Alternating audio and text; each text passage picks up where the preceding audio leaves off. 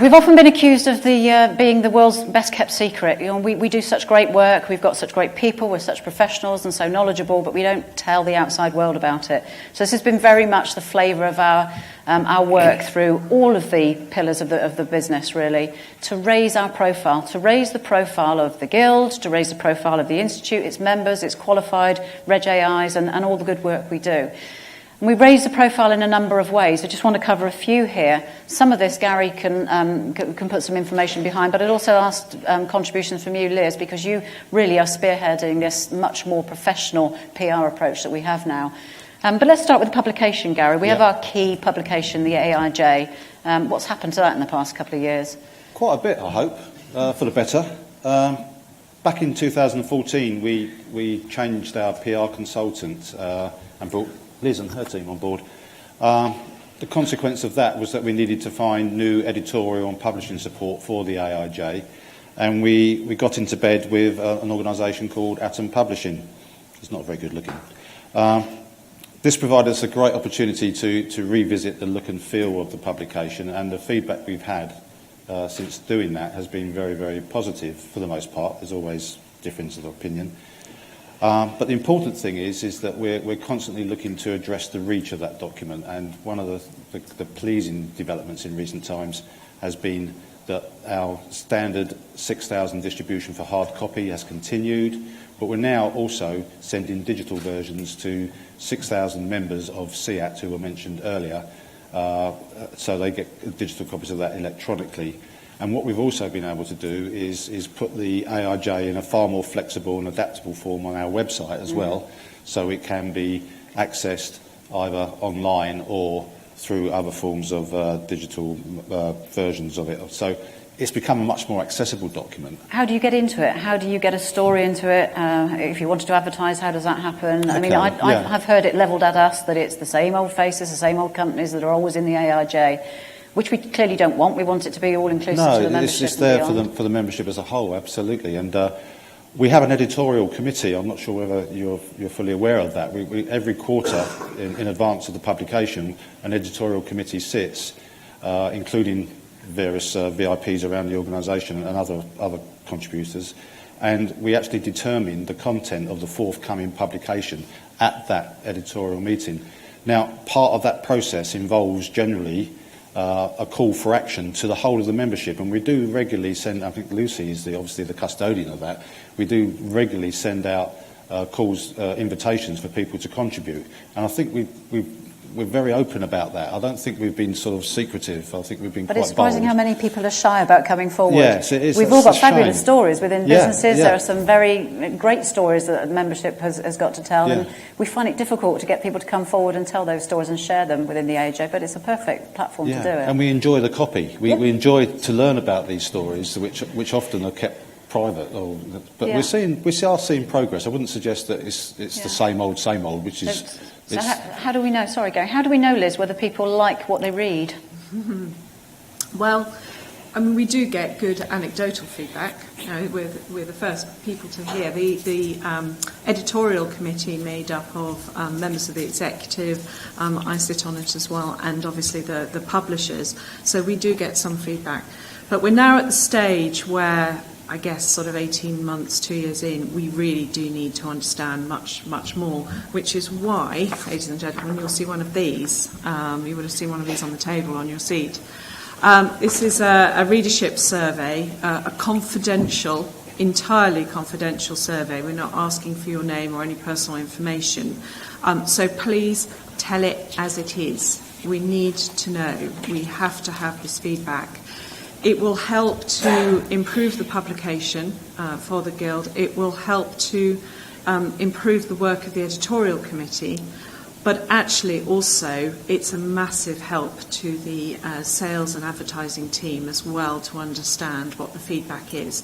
And that can help address any shortfall in advertising revenue, which touches on the point earlier about a shortfall in profitability of the publication.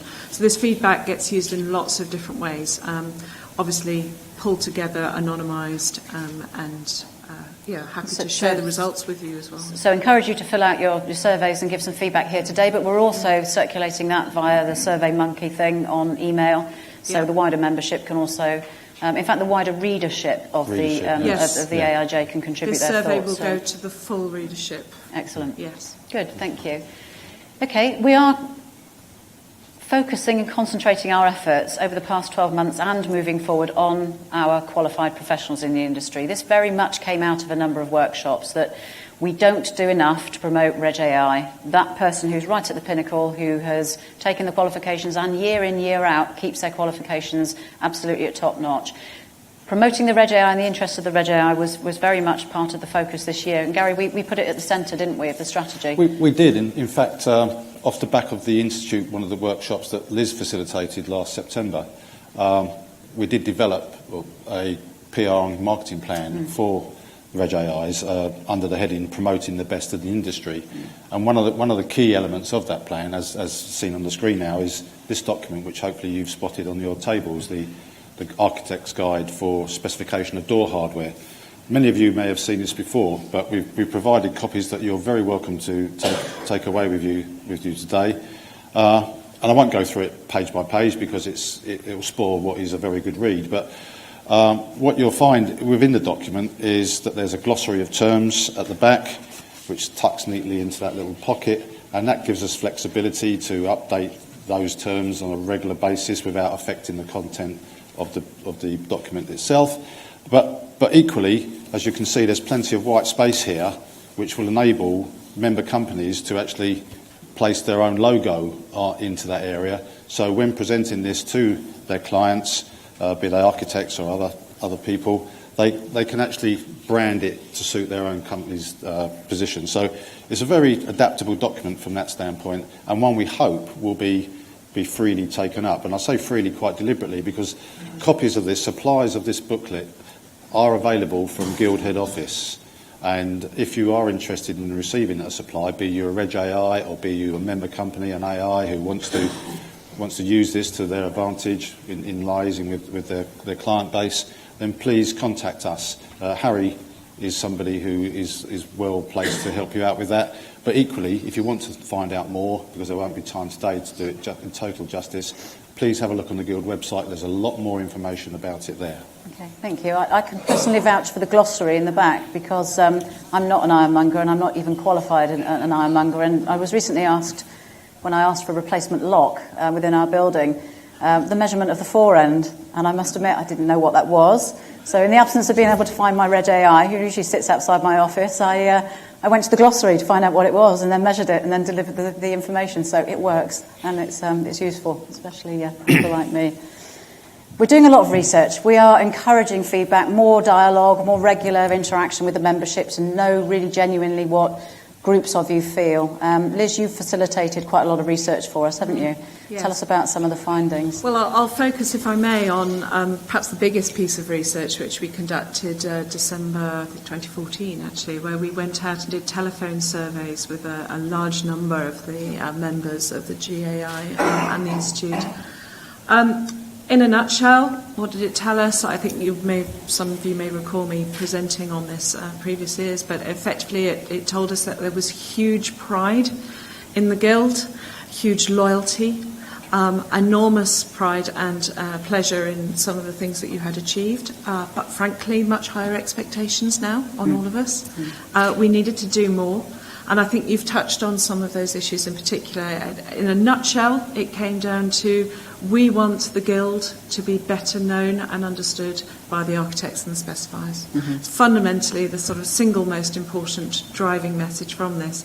And this research is fantastic from my point of view. It's absolutely informed so much of our marketing, all our marketing and PR ever since. It's helped inform the strategy then to promote Reg AI. It's led to things like the Architect's Guide, to Douglas's RIBA approved CPD, for example, the new relationships that we're building with the Chartered Institute of Architectural Technologists, and the PR coverage that we've been able to get in some of the architectural journals. So really very helpful feedback for us. Certainly our exposing the Guild to the higher level, the external audience, and specifically the architect sector, is always helped every couple of years when we do the specification awards. It's in conjunction with the REBA, and this next one that we're doing is actually held at their offices in London. So I think they'll be a lot more interested in what we're doing during that, and that's a wonderful opportunity for architectural ironmongers teaming up with architects to present case studies of projects where they've presented a wonderful outcome and put themselves forward for the competition. It's increasingly incredibly popular, both home and overseas. What's the date for that, Gary, next year? It's at the back end of March. Okay. This will be the 23rd or the 30th. We're still pinning the REBA down on the final dates. But the call for entries, which is the start of the whole process, will happen at the end of June, early July. Thank you. Briefly, Liz, you mentioned a couple of workshops. Yeah. You gather together groups of people and get them to do strange things. What do you do and why? Yes, I do a lot of facilitation work, and I've had the pleasure and the honour to work with both the Guild and the Institute. The most recent one was with the Institute team last September. I mean, what can I say? I do, as I say, do lots of this stuff. I very rarely see the degree of passion and engagement that I see from your members. It's really very striking. Not everyone agrees, but there's huge energy, huge engagement. The Institute one also, I mean, led to some of the stuff that we'll be talking about later on. There's been some very interesting consensus and some new views, new ideas coming from this. It's a very creative process. Thank you to everyone who's taken part. I think you can honestly say that you've contributed to an enormous step up in vision and ambition. Yeah. And on the screen you'll see this visual. This is a beautiful piece of work, and Liz is very talented at producing these pieces of work. So instead of giving you a whole load of PowerPoint screens, she pulls together the findings from the workshop and has built this, I think it's an A3 sheet visual, which Mario circulated during his AGM, that encapsulates what a Reg AI is, what the benefit of the Institute is, what the journey is of someone joining the Institute, becoming qualified and maintaining their status. And all the elements of it very neatly, succinctly puts onto one page the journey, and it was incredibly well received by the Institute delegates, and so thanks for that, Liz. Press coverage, clearly this is your art, and you've been incredibly busy getting us press coverage. Again, within the members part of the website, you will be able to find each quarter the client statement, and that isn't just for others to look at and the marketing team, it's for the US members to see where Liz and her team have been successful in getting us exposure. I'm just going to click through to the December one because it was a very busy one, wasn't it, Liz? Tell us what's on here. So December was a wrap-up of everything we achieved to the end of 2015. On the client statement, you will see, you can flick through copies of the media coverage and the cuttings that we've achieved, and you can see how we've evaluated it. You can also see on the client statement examples of some of the infographics we've produced, the press releases, some of the social media activity. And please do take a chance to have a good look round because it gives you a very good picture of what we've been able to do. So as I said, it's on a quarterly basis.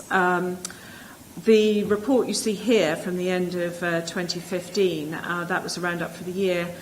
In terms of your actual level of profile in the press, total number of press coverage was 55 pieces of coverage last year.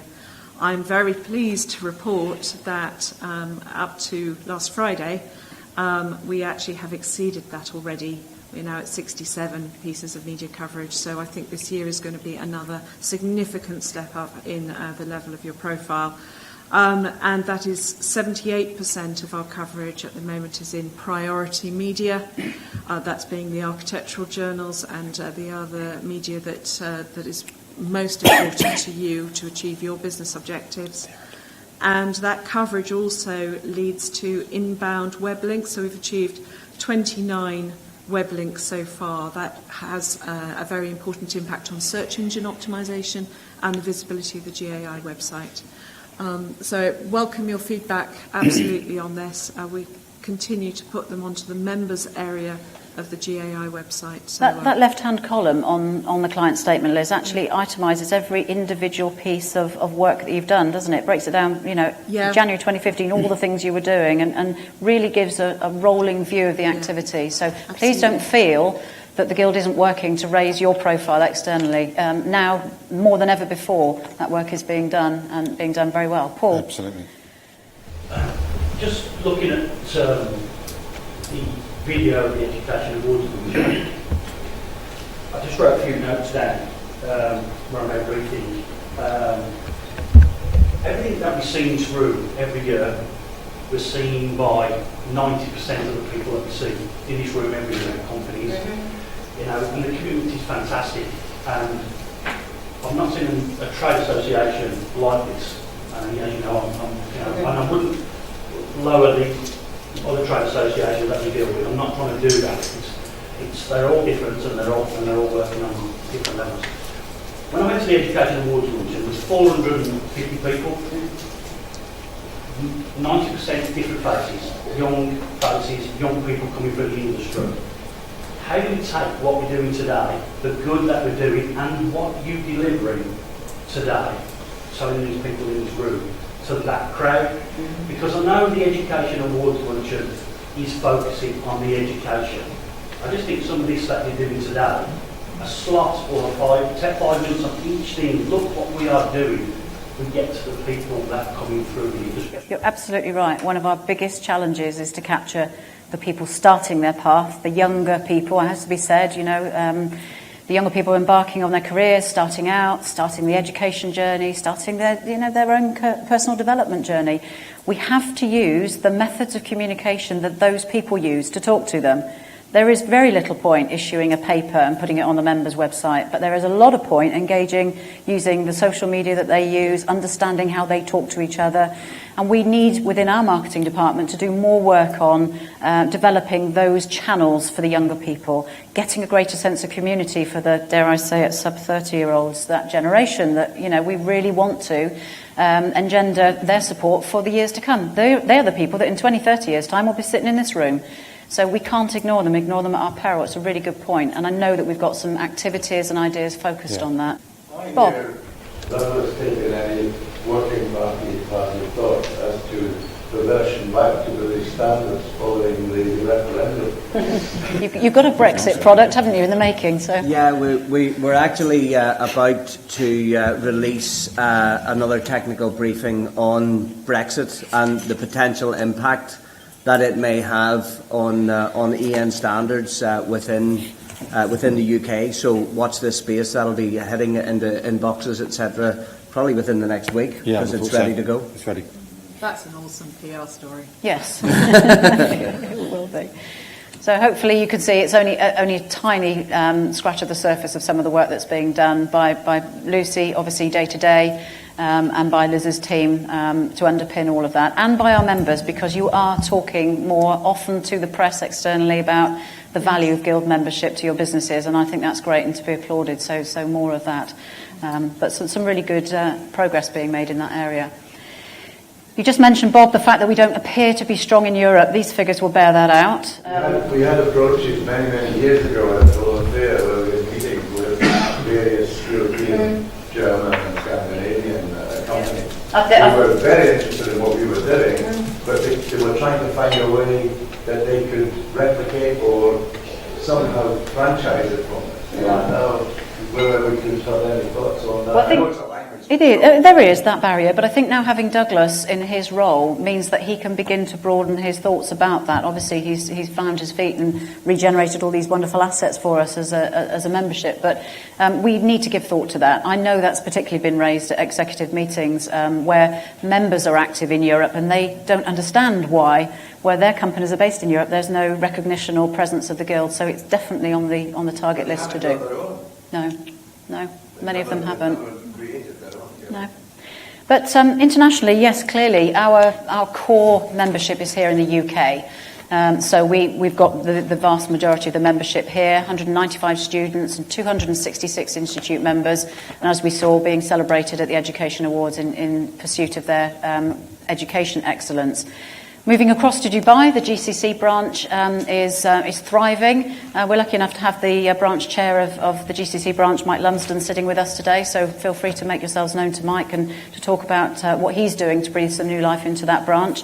thoroughly enthusiastic bunch of people. And in fact, we bumped into a couple of them when we were over in Orlando with the DHI recently. Some very prolific students, Tabish, who was out there pursuing yet more education with the DHI. So a lovely, thriving branch over there. 15 students in India studying.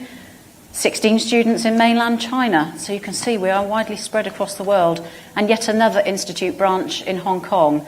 Another thriving bunch of very enthusiastic people, 31 people studying and 22 people in the branch.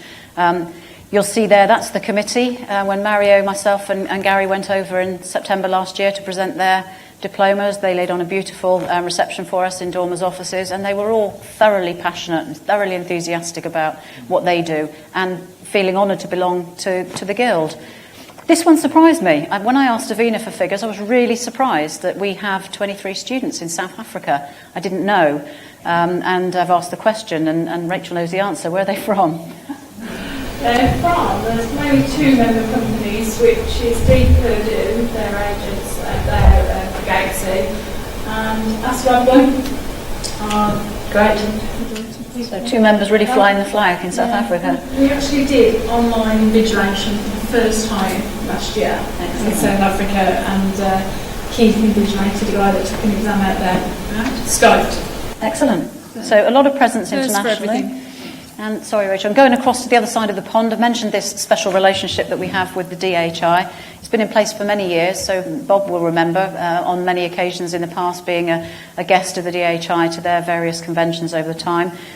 We have consolidated that relationship a little more recently, and last year Steve Hildebrand, who you see there, came to our Education Awards, and we took the opportunity of his visit to sign up a memorandum of understanding between the two organisations, not to join us together as one entity, but to collaborate and to help understand how we and our respective memberships could work better together, specifically in the dissemination of education. So there's quite a lot of work to do on that. So finally, that's our profile, if you like, of the corporate. 211 corporate members throughout the world. Vast majority of those are full members, but we have a good sprinkling of affiliate and associate members too. One absolutely brand new initiative, which I think lends itself a little bit to what you're talking about, Paul, in terms of encouraging the younger people through to the industry, is the executive has just approved the formation of a new category of membership. It's to be called the enterprise category.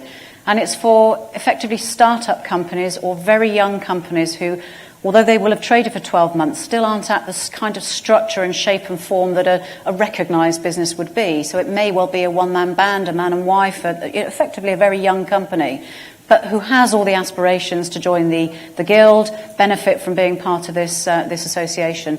So we're introducing a new category of membership called Enterprise, and we have a number of candidates that I know certain people in the room have conducted inspections to companies that haven't quite met the requirements of full membership, but now we can go back and revisit them and welcome them in as Enterprise members. I think some of those will be the younger people, hopefully, Paul, that we can start to pull through the association. So that's a good bit of news. So, Maria, back to our big picture. Liz. May I ask you a few questions? Go on then. One of the things that I mentioned earlier that really came out loud and clear from the workshops and all the research and the feedback from the membership is this incredibly sort of strong demand for a new vision and greater ambition for where we go next. And I've heard on the grapevine about something called Our Future Vision, and I want to know more about it. Please, could you tell us all what is it? Nicely teed up, Liz. Who is it? Okay. And what's your mandate? What are you working on? Okay. This is a new working group that's been formed and hasn't actually met yet, so I can't tell you any of the progress at all, but just tell you some of the thinking behind it. Indeed, it did come out of not just the one, but the two workshops. When we looked at them side by side, the findings and some of the opinions that came to the top were very similar to ostensibly different groups of people in the workshops, but the aims and objectives were the same. And we felt it was really important to establish a group that looked very much more into the future for the Guild. Now, we have started to establish through the working officers group, myself, Julian and David, working together, and obviously that repeats and rolls forward as the officers' positions change, a degree of consistency, so that it isn't going to be a chop and a change and a different agenda every 2 years. That doesn't work for any organisation. But what we haven't had in the past, and now thankfully are starting to work on, is a very strategic plan looking very much forward, so that we can project into the business commerce sector of the future and look at what the Guild will be, what shape will it be, what role will it perform. And we've been given a very specific mandate by the executive to form the working group. There's 8 of us in the group, and it's a whole mixture of different people from the membership. I safely can say some cynics, some positive people, some enthusiasts, some newcomers to working groups with the Guild. But these are the things we've been given a mandate to explore. Working towards seeking status as a professional body. We know we're all professionals. We're not seen as that. We are seen as a trade association, and we want to take what's good about professional bodies and bring that into the Guild. Unifying the work of the Guild and the Institute, so we stop having this confusion over identity. Wherever I go, and I'm sure you get it, people say, Institute, Guild, what is that? IAI, GAI, too many vowels, get confused. We need to do something about that, so that's on the agenda for discussion. Essentially re-engineering, reprocessing the way that the Guild works. It will have to happen because business is changing.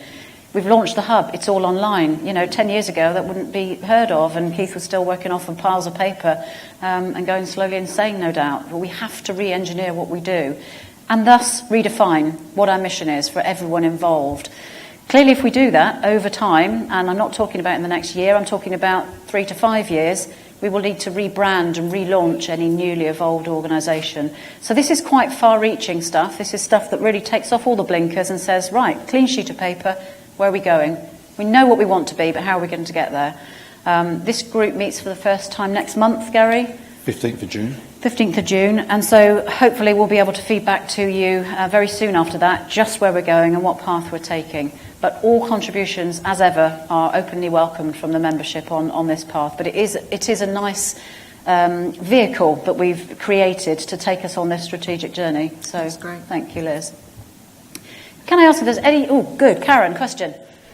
Can I ask how you're going to feed that information back? We have to share what we're doing. We have to be able to tell everyone what we're doing in updates. You're absolutely right, Karen. And we should choose different media to do it. We should have a video clip somewhere people can look at, and we should have a newsletter, we should have an e-shot. God forbid we should have something on social media, on text, on all the different platforms that people use, as long as there's multiple ways of getting the messages out to keep people informed.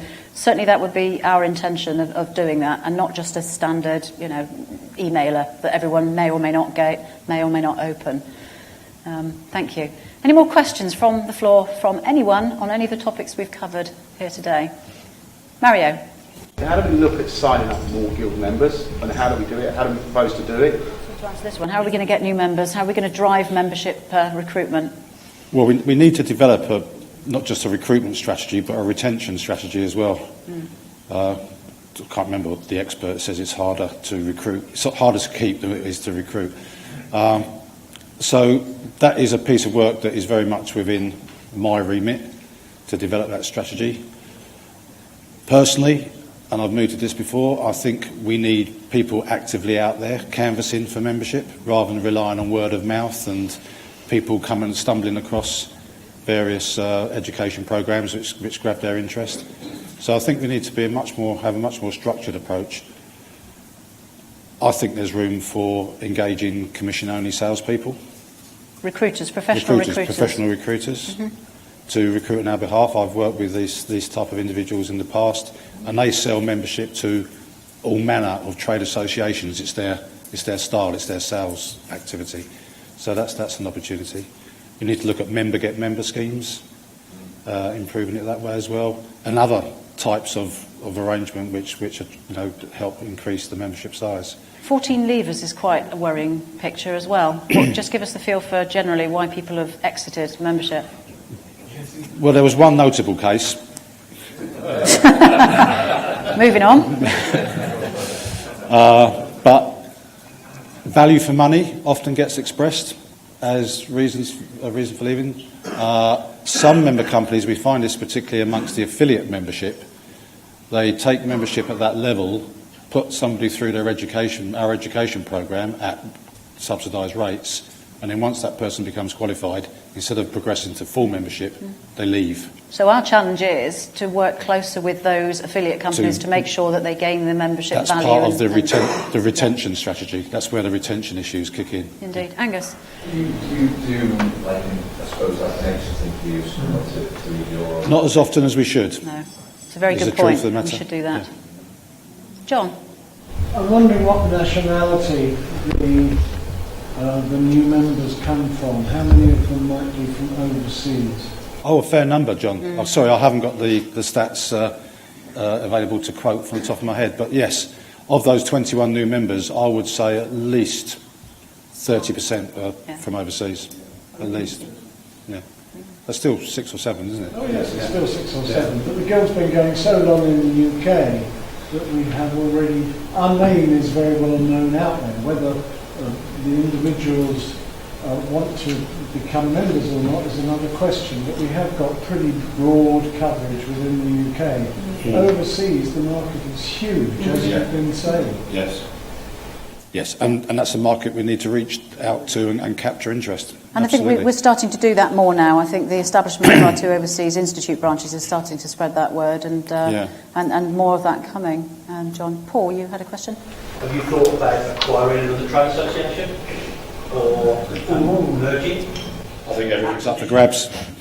I think everything is up for grabs in that One Future Vision. To have our first meeting, it will be everything, anything and everything put down, and those ideas are bound to be on there. No, has it come up on the agenda? Shall we go after XYZ organisation to gain from their value? No, we haven't yet. No doubt it will come out. Paul.